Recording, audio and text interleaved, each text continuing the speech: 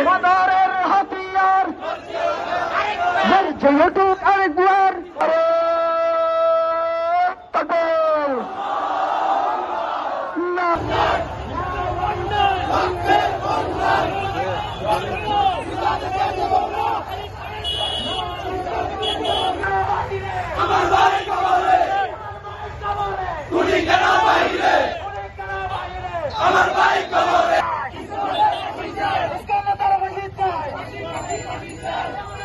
কারণ বিগত সরকার ছিল স্বৈরাচার সরকার এবং তাদের সহযোগিতায় ইসকন এত বড় মুসলমানদের মধ্যে অতি সংখ্যালঘু হওয়ার পরেও তার সুন্দর জীবন যাপন শহরের বিশিষ্ট ব্যবসায়ী এবং প্রবাসী